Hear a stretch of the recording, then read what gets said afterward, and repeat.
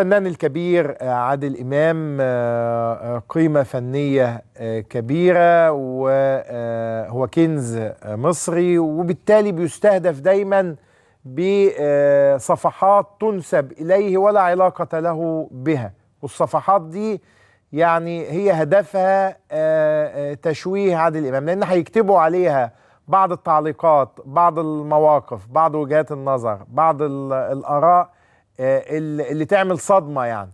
فبعض الناس بتستسهل وتقول ده فعلا عادل إمام قال هذا الكلام، أو عادل إمام علق هذا التعليق، مع إن بوضوح شديد لا توجد صفحة لعادل إمام على مواقع التواصل الاجتماعي. هو لا يستهويه ولا يحب صفحات التواصل الاجتماعي، وما عندوش أي اكاونت باسمه، ما عندوش أي صفحة باسمه ولا أي موقع باسمه.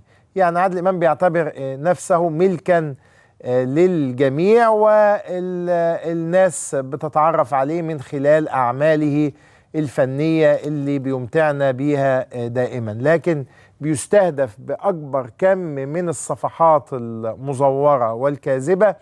وعشان كده بنوضح ده نيابة عن عادل إمام لقيمته الكبيرة. هتلاقوا فيه أو صفحات بقى زي دي خدوا كتير، وطبعا اسم عادل إمام في حد ذاته جاذبا، فهنا البعض هيستخدمه علشان يحط أي صفحات ويكتب أي كلام في أي كلام يعني. وهنا ده هتلاقوها بعض التعليقات الصادمة، بعض الصور الصادمة الصاعقة، والبعض يعتقد انها منسوبة لعادل إمام وانها صح